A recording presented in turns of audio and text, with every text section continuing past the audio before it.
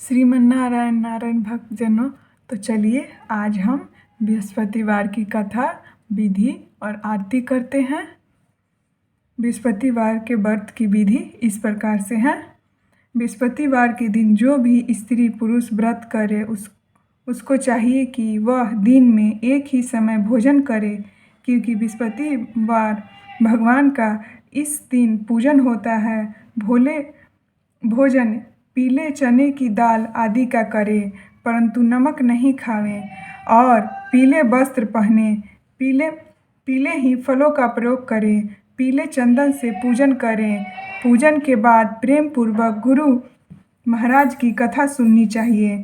इस व्रत को करने से मन की इच्छाएं पूरी होती है और बृहस्पति महाराज प्रसन्न होते हैं। धन, पुत्र, विद्या तथा मनवांछित फलों की प्राप्ति होती है। परिवार को सुख तथा शांति मिलती है। इसीलिए यह व्रत सर्वश्रेष्ठ और अति फलदायक सब स्त्री एवं पुरुषों के लिए है।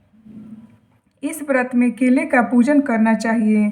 कथा और पूजन के समय मन, क्रम, वचन से शुद्ध होकर जो इच्छा हो बृहस्पति देव से प्रार्थना करनी चाहिए। उसकी इच्छाओं को बृहस्पति देव अवश्य पूर्ण करते हैं, ऐसा मन में दृढ़ विश्वास रखना चाहिए।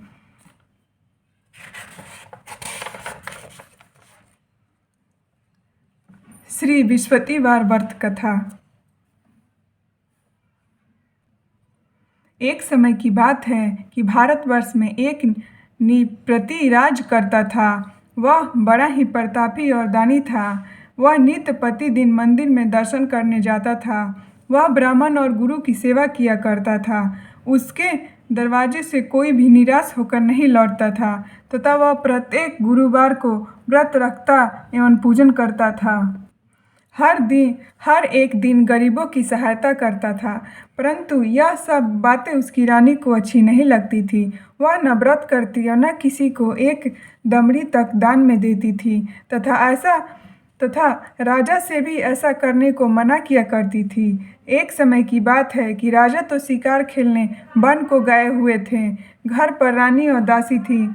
उस समय गुरु बृहस्पति देव एक साधु का रूप धारण कर राजा के दरवाजे पर भिक्षा मांगने गए तथा भिक्षा मांगी तो रानी कहने लगी, हे साधु महाराज, मैं इस दान और पुण्य से तंग आ गई हूँ। मेरे से तो घर का कार्य ही समाप्त नहीं होता। इस कार्य के लिए तो मेरे पति देव ही बहुत है। अब आप एक प्रकार की कृपा करें कि यह धन नष्ट हो जावे तथा मैं आराम से रह सकूं। साधु बोले, हे देवी, तुम तो बड़ी विचित्र हो। संतान और धन से कोई दुखी नहीं होता है, इसको सभी चाहते हैं। पापी भी पुत्र और धन की इच्छा करता है। अगर आपके पास धन अधिक है तो भूखों मनुष्यों को भोजन कराओ, प्याऊ लगाओ, ब्राह्मणों को दान दो, धर्मशाला बनवाओ, कुआं, तालाब, बावड़ी, बाग बगीचों आदि का निर्माण कराओ, निर्धन मनुष्यों की कुंवारी कन्याओं का विवाह कराओ और अनेकों यद्यपि धर्म करो। इस प्रकार के कर्मों से आपके कुल और आपका नाम परलोक में सार्थक होगा एवं स्वर्ग की प्राप्ति होगी। मगर वह रानी इन बातों से खुश नहीं हुई। वह बोली, हे साधु महाराज, मुझे ऐसे धन की भी आवश्यकता नहीं जिनको और मनुष्यों को दान दूं तथा जिनको रखने और उठाने में मेरा सारा समय ही बर्बाद हो जावे। साधु ने कहा, हे देवी, तुम्हारी ऐसी इच्छा है तो ऐसा ही होगा। मैं तुम्हें बताता हूँ, वैसा ही करना। बृहस्पतिवार के दिन घर को गोबर से लिपना, अपने केशों को धोना, केशों को धोते समय स्नान करना, राजा से कहना हजामत करवाएं, भोजन में मांस मदिरा खाना, कपड़े धोबी के यहाँ धुलने के लिए डालना। इस प्रकार 7 बृहस्पतिवार करने से तुम्हारा धन नष्ट हो जाएगा। ऐसा कहकर वह साधु महाराज वहाँ से अंतर्धान हो गए। रानी ने साधु के कहने के अनुसार वैसा ही किया। 3 बृहस्पतिवार ही बीते थे कि उसका समस्त धन नष्ट हो गया और भोजन के लिए दोनों समय तरसने लगे, संसारिक भोगों से दुखी रहने लगे। तब वह राजा रानी से कहने लगा कि रानी, तुम यहाँ पर रहो, मैं दूसरे देश को जाऊँ, क्योंकि यहाँ पर मुझे सभी मनुष्य जानते हैं। इसीलिए मैं कोई कार्य कार्य भी नहीं कर सकता। देश चोरी परदेश भीख बराबर है। ऐसा कहकर राजा परदेश चला गया। वहाँ जंगल को जाता और लकड़ी काट कर लाता और शहर में बेचता। इस तरह जीवन व्यतीत करने लगा। इधर राजा के घर रानी और दासी दुखी रहने लगी। किसी दिन भोजन मिलता और किसी दिन जल पीकर ही रह जाती। एक समय रानी और दासी को 7 दिन बिना भोजन के व्यतीत हो गया। तो रानी ने अपनी दासी से कहा, हे दासी, यहाँ पास ही के नगर में मेरी बहन रहती है। वह बड़ी धनवान है। तू उसके पास जा और वहाँ से 5 सिर बेझर मांग ला, जिससे कुछ समय के लिए गुजर हो जाएगी। इस प्रकार रानी की आज्ञा मानकर दासी उसकी बहन के पास गई और रानी की बहन उस समय पूजन कर रही थी, क्योंकि उस दिन बृहस्पतिवार था। जब दासी ने रानी की बहन को देखा और उससे बोली, हे रानी, मुझे आपकी बहन ने भेजा है, मेरे लिए 5 सिर बेझर दे दो। इस प्रकार दासी ने अनेकों बार कहा, परंतु रानी ने कुछ उत्तर नहीं दिया, क्योंकि वह उस समय बृहस्पतिवार की कथा सुन रही थी। इस प्रकार जब बांदी को किसी प्रकार उत्तर नहीं मिला तो वह बहुत दुखी हुई एवं क्रोध भी आया और लौटकर अपने गांव रानी के पास आकर बोली, हे रानी, तुम्हारी बहन तो बहुत ही बड़ी आदमी है। वह छोटे मनुष्य से बात भी नहीं करती। इसीलिए मैंने उससे कहा तो उसने कोई उत्तर नहीं दिया। मैं वापस चली आई। रानी बोली, हे दासी, इसमें उसका कोई दोष नहीं है। जब बुरे दिन आता है तब कोई सहारा नहीं देता। अच्छे बुरों का पता विपत्ति में ही लगता है। जो ईश्वर की इच्छा होगी वही होगा। वह सब हमारे भाग का दोष है। इधर उस रानी ने देखा कि मेरी बहन की दासी आई थी, परंतु मैं उससे नहीं बोली। इससे वह बहुत दुखी हुई होगी। यह सोच कथा को सुन और विष्णु भगवान का पूजन समाप्त कर वह रानी बहन के घर चल दी और जाकर अपनी बहन से कहने लगी, हे बहन, मैं बृहस्पतिवार की व्रत कर रही थी। तुम्हारी दासी आई, परंतु जब तक कथा होती है तब तक न उठते हैं और न बोलते हैं, इसीलिए मैं नहीं बोली। कहो दासी, क्यों गई थी? रानी बोली, बहन, हमारे अनाज नहीं था। वैसे तुमसे कोई बात छिपी नहीं है। इस कारण मैंने दासी को तुम्हारे पास 5 सिर बेझर लेने के लिए भेजी थी। रानी बोली, बहन देखो, बृहस्पति भगवान सबकी मनोकामना पूर्ण करते हैं। देखो, शायद तुम्हारे घर में अनाज रखा हो। इस प्रकार का वचन जब रानी ने सुना तो घर के अंदर गई और वहाँ उसे एक बड़ा बेझर का भरा मिल गया।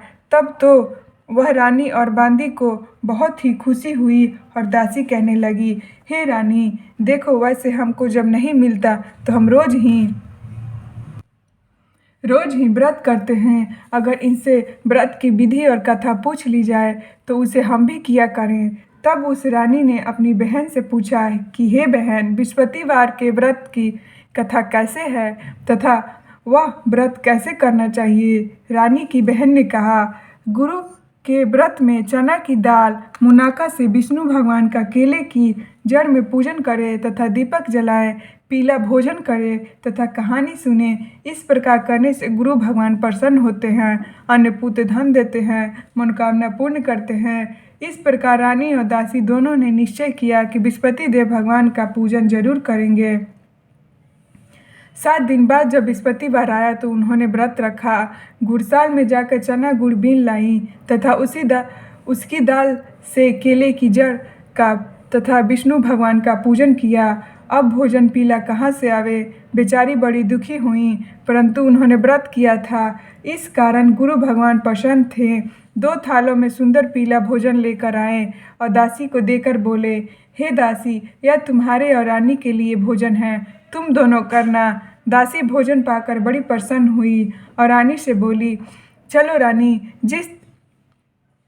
रानी जी, भोजन कर लो। रानी को इस विषय में कुछ पता नहीं था, इसीलिए वह दासी से बोली, तू ही भोजन कर, क्योंकि तू हमारी व्यर्थ में हंसी उड़ाती है। दासी बोली, एक महात्मा भोजन दे गया है। रानी कहने लगी, वह भोजन तेरे लिए दे गया है, तू ही भोजन कर।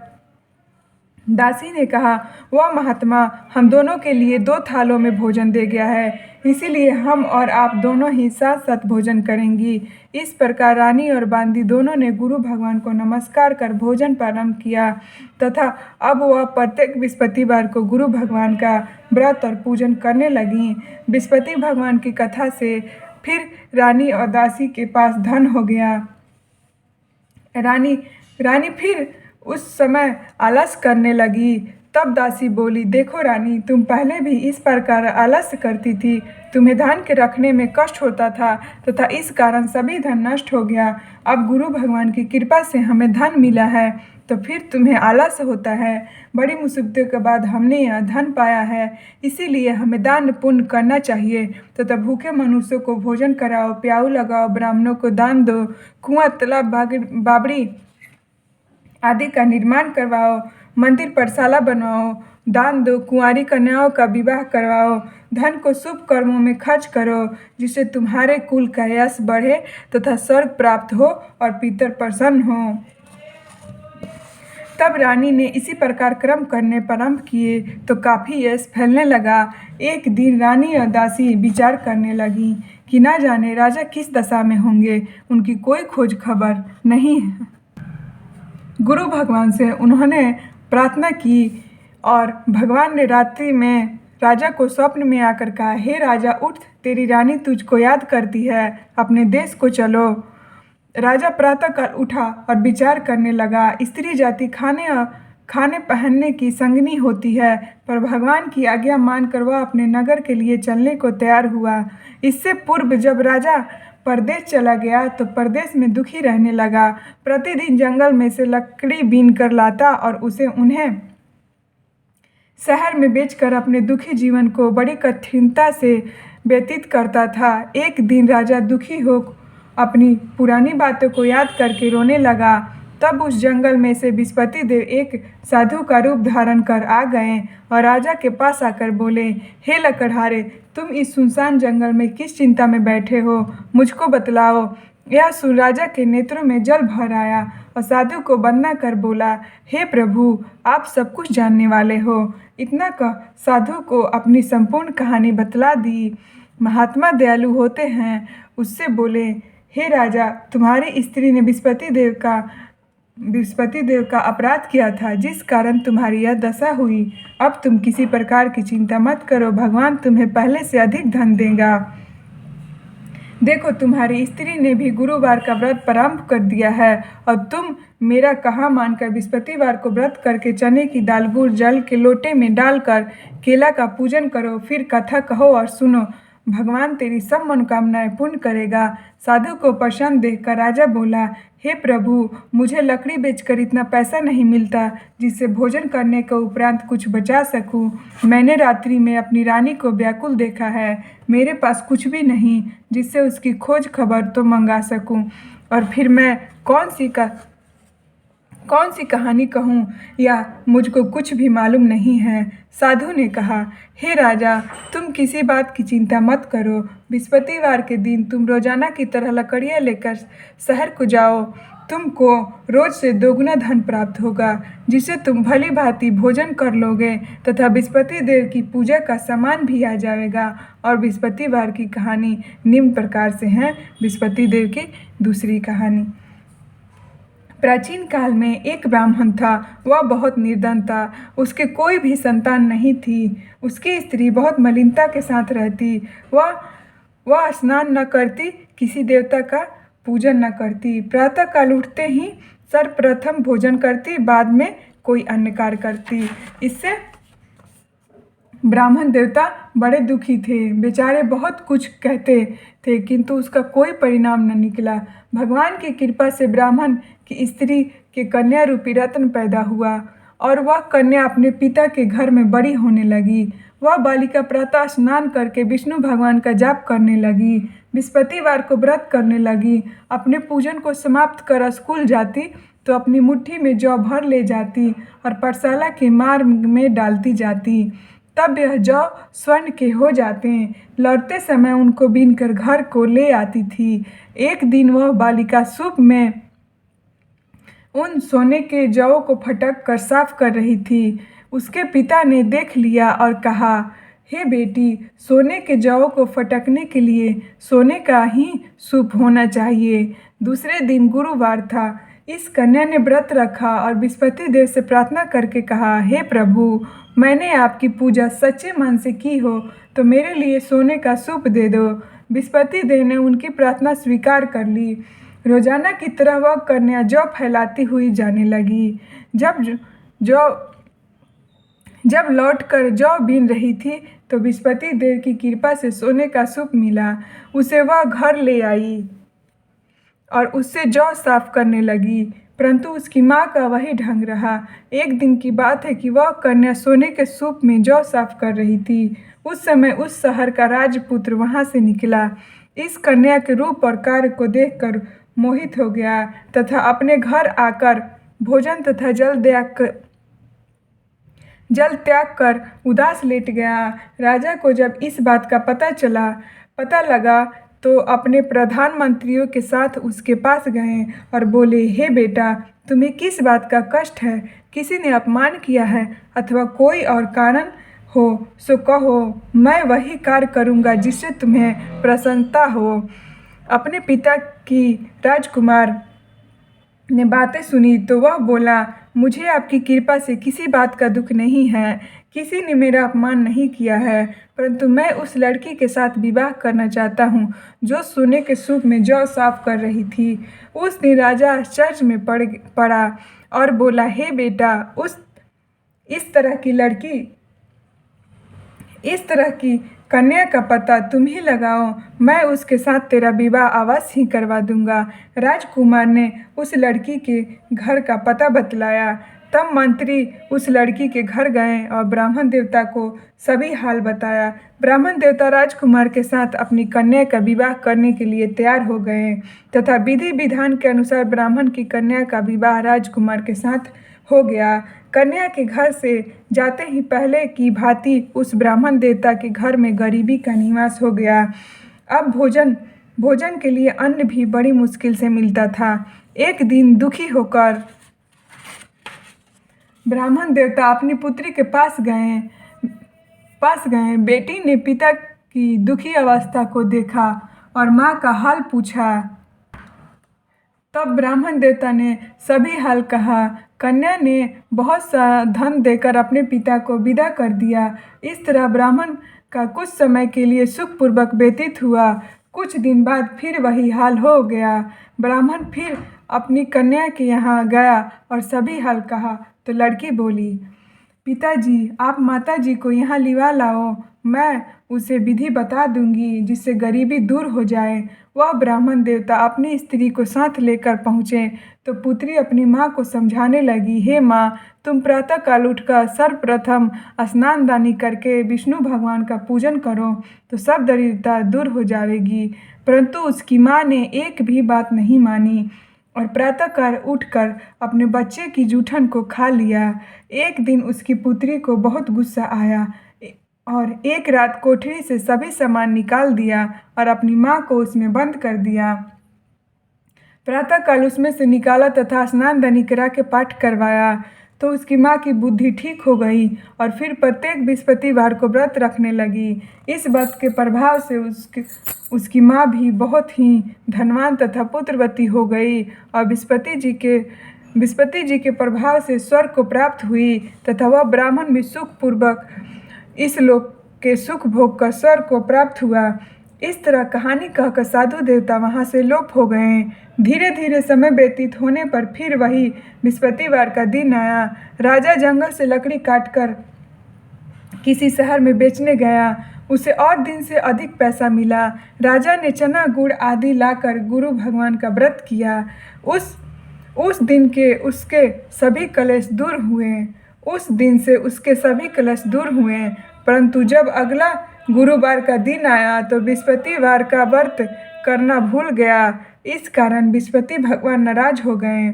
उस दिन उस नगर के राजा ने विशाल यज्ञ का आयोजन किया तथा शहर में घोषणा करवा दी कि कोई भी मनुष्य अपने घर भोजन न बनावे, न आग जलावे, समस्त जनता मेरे यहाँ भोजन करने आवे। इस आज्ञा को जो न मानेगा उसको फांसी की सजा दी जाएगी। इस तरह की घोषणा संपूर्ण नगर में करवा दी गई। राजा की आज्ञा अनुसार शहर के सभी लोग भोजन करने गए, लेकिन लकड़हारा कुछ देर से पहुंचा, इसीलिए राजा उसको अपने साथ घर लिवा ले गए। ले जाकर भोजन करा रहे थे तो रानी की दृष्टि खूंटी पर पड़ी जिस पर उनका हार लटका हुआ था। वह वहाँ पर नहीं दिखाई दिया। रानी ने निश्चय किया कि मेरा हार इस मनुष्य ने चुरा लिया है। उसी समय सैनिक बुलवाकर उसको जेल में डलवा दिया। तब राजा जेल खाने में पड़ गया और बहुत दुखी होकर विचार करने लगा। न जाने कौन से पूर्व जन्म के कर्म के लिए दुख प्राप्त हुआ है, और उसी साधु को याद करने लगा जो कि जंगल में मिला था। उसी समय तत्काल विस्पति साधु के रूप में प्रकट हो गए और उसकी दशा को देखकर कहने लगे, अरे मूर्ख, तूने विस्पति देवता की कथा नहीं करी, इसी कारण तुझे दुख प्राप्त हुआ है। अब चिंता मत कर, बृहस्पतिवार के दिन जेलखाने के दरवाजे पर 4 पैसे पड़े मिलेंगे, उनसे तू बृहस्पतिवार की पूजा करना, तेरे सभी कष्ट दूर हो जाएंगे। बृहस्पतिवार के दिन उससे 4 पैसे मिले। राजा ने कथा कही। उसी रात्रि को बृहस्पति देव ने उस सागर के राजा को स्वप्न में कहा, हे राजा, तुमने जिस आदमी को जेलखाने में बंद किया है वह निर्दोष है, वह राजा है, उसे छोड़ देना। रानी का हार उसी खूंटी पर लटका हुआ है। अगर तू ऐसा नहीं करेगा तो मैं तेरे राज्य को नष्ट कर दूंगा। इस तरह के रात्रि स्वप्न को देखकर राजा प्रातःकाल उठा और खूंटी पर हार देखकर लकड़हारे को बुलाकर क्षमा मांगी तथा उस राजा को योग्य सुंदर वस्त्र आभूषण देकर विदा किया तथा गुरुदेव की आज्ञा अनुसार राजा अपने राज्य को चल दिया। राजा जब नगर के निकट पहुंचा तो उसे बड़ा ही आश्चर्य हुआ। नगर में पहले से अधिक बाग, तालाब और कुएं तथा बहुत से धर्मशालाएं, मंदिर आदि बन गए हैं। राजा ने पूछा कि यह किसका बाग और धर्मशाला है? तब नगर के सब लोग कहने लगे, यह सब रानी और उसकी दासी के हैं। तो राजा को आश्चर्य हुआ और गुस्सा भी आया। जब रानी ने यह खबर सुनी कि राजा आ रहे हैं तो उसने दासी से कहा, हे दासी, देख, राजा हमको कितनी बुरी हालत में छोड़कर गए थे। वह हमारी ऐसी हालत देखकर लौट न जाए, इसीलिए तू दरवाजे पर खड़ी हो जा। आज्ञा अनुसार दासी दरवाजे पर खड़ी हो गई और राजा आए तो उन्हें अपने साथ लिवा लाई। तब राजा ने क्रोध करके अपनी तलवार निकाली और पूछने लगे, यह बताओ, यह धन तुम्हें कैसे प्राप्त हुआ है?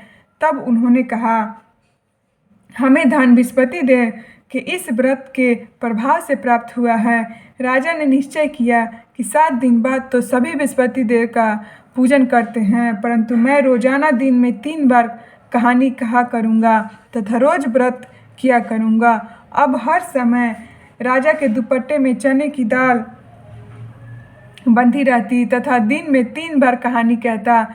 एक दिन राजा ने विचार किया कि चलो अपनी बहन के यहाँ हो आवें। इस तरह निश्चय कर राजा घोड़े पर सवार हो अपनी बहन के यहाँ चलने लगा। मार्ग में उसने देखा कुछ आदमी एक मुर्दे को लिए जा रहे हैं। उन्हें रोककर राजा कहने लगा, अरे भाई, मेरी बृहस्पति देव की कहानी सुन लो। वे बोले, लो, हमारा तो आदमी मर गया है, इसे अपनी कथा की पड़ी है। परंतु कुछ आदमी बोले, अच्छा कहो, हम तुम्हारी कथा भी सुनेंगे। राजा ने दाल निकाली और जब कथा कहा, आधी कथा हुई कि मुर्दा हिलने लग गया, और जब कथा समाप्त हो गई तो राम राम करके वह मनुष्य खड़ा हो गया। राजा आगे बढ़ा। आगे मार्ग में उसे एक किसान खेत में हल चलाता मिला। राजा ने उससे देखा और बोला, अरे भैया, तुम मेरी बृहस्पतिवार की कथा सुन लो। किसान बोला, जब तक मैं तेरी कथा सुनूंगा तब तक 4 हरैया जोत लूँगा। जा अपनी कथा किसी और को सुनाना। इस तरह राजा आगे चलने लगा। राजा के हटते ही बैल पछाड़ खाकर गिर गया तथा किसान के पेट में बहुत जोर से दर्द होने लगा। उस समय उसकी माँ रोटी लेकर आई। उसने जब यह देखा तो अपने पुत्र से सब हाल पूछा और बेटे ने सभी हाल कह दिया। तो बुढ़िया दौड़ी दौड़ी उस घुड़सवार के पास गई और उससे बोली, मैं तेरी कथा सुनूंगी, तू अपनी कथा मेरे खेत पर ही चलकर कहना। राजा ने बुढ़िया के खेत पर जाकर कथा कही, जिससे सुनते ही बैल खड़े हो गए तथा किसान के पेट का दर्द बंद हो गया। राजा अपनी बहन के घर पहुंचा तो बहन ने भाई की खूब मेहमानी की। दूसरे दिन सवेरे राजा जगा तो देखा कि सब लोग भोजन कर रहे हैं। राजा ने अपनी बहन से कहा, ऐसा कोई मनुष्य है जिसने भोजन नहीं किया हो? मेरी बृहस्पतिवार की कथा सुन ले। बहन बोली, हे भैया, यह देश ऐसा ही है। पहले यहाँ लोग भोजन करते हैं, बाद में अन्य काम करते हैं। अगर कोई पड़ोस में हो तो देख आऊँ। वह ऐसा कहकर देखने चली, परंतु उसे कोई भी ऐसा व्यक्ति नहीं मिला जिसने भोजन न किया हो। अतः वह एक कुम्हार के घर गई जिसका लड़का बीमार था। उसे मालूम हुआ कि उसने यहाँ 3 दिन से किसी ने भोजन नहीं किया है। रानी ने अपने भाई की कथा सुनने के लिए कुम्हार से कहा। वह तैयार हो गया। राजा ने जाकर बृहस्पतिवार की कथा कही, जिसको सुनकर उसका लड़का ठीक हो गया। अब तो राजा की प्रशंसा होने लगी। एक दिन राजा ने अपनी बहन से कहा कि हे बहन, हम अपने घर जाएंगे, तुम भी तैयार हो जाओ। राजा की बहन अपनी सास से कही। सास बोली, हाँ चली जा, परंतु अपने लड़के को मत ले जाना, क्योंकि तेरी भाई के कोई औलाद नहीं होती है। बहन ने अपने भैया से कहा, हे भैया, मैं तो चलूँगी, लेकिन कोई बालक नहीं जाएगा। राजा बोला, जब कोई बालक नहीं चलेगा तब तुम ही क्या करोगी? बड़े दुखी मन से राजा अपने नगर को लौट गया। राजा ने अपनी रानी से कहा, हम निर्वंशी हैं, हमारा मुंह देखना धर्म नहीं है, और कुछ भोजन आदि नहीं किया।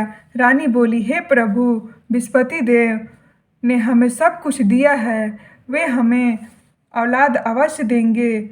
उसी रात को बृहस्पति देव ने राजा से स्वप्न में कहा, हे राजा, उठ, सभी सोच को त्याग दे, तेरी रानी गर्भ से है। राजा को यह बात सुनकर बड़ी खुशी हुई। 9वें महीने में उसने गर्भ से एक सुंदर पुत्र पैदा हुआ। तब राजा बोला, हे रानी, स्त्री बिना भोजन के रह सकती है, बिना कहे नहीं रह सकती। जब मेरी बहन आवे तो तुम उससे कुछ कहना मत। रानी ने सुनकर हाँ कर दी। जब राजा की बहन ने यह शुभ समाचार सुना तो वह खुश हुई तथा बधाई लेकर अपने भाई के यहाँ आई। तभी रानी ने कहा, घोड़ा चढ़कर तो नहीं आई, गधा चढ़ी आई। राजा की बहन बोली, भाभी, मैं इस प्रकार न कहती तो तुम्हें औलाद कैसे मिलती? बृहस्पति देव ऐसे ही हैं, जैसे जिनके मन में कामनाएं हैं सभी की पूर्ण करते हैं। जो सद्भावना पूर्वक बृहस्पतिवार का व्रत करता है एवं कथा पढ़ता है अथवा सुनता है और दूसरों को सुनाता है, बृहस्पति देव उसकी सभी मनोकामनाएं पूर्ण करते हैं। भगवान बृहस्पति देव उनकी सदैव रक्षा करते हैं। संसार में सद्भावना से भगवान का पूजन व्रत सच्चे हृदय से करते हैं, उनकी सभी मनोकामनाएं पूर्ण करते हैं। जैसे सच्ची भावना से रानी और राजा ने उनकी कथा का गुणगान किया तो उनकी सभी इच्छाएं बृहस्पति देव जी ने पूर्ण की थी। इसीलिए सबको कथा सुनने के बाद प्रसाद लेकर जाना चाहिए। हृदय से उनका मनन करते हुए जयकारा बोलना चाहिए। बोलो बृहस्पति देव भगवान की जय, विष्णु भगवान की जय, श्री बृहस्पति देव जी की आरती।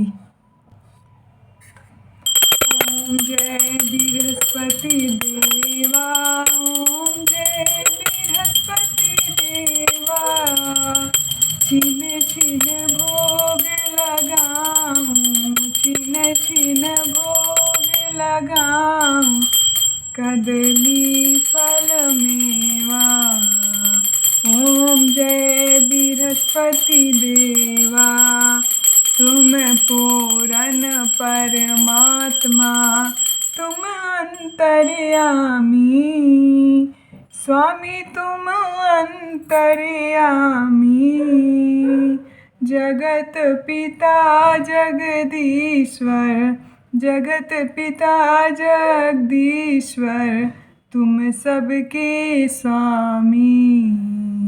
ओम जय बृहस्पति देवा, चरणामृत निज निर्मल सब पातक हरता, प्रभु सब पातक हरता। सकल मनोरथ दायक, सकल मनोरथ दायक कृपा करो भरता। ओम जय बृहस्पति देवा,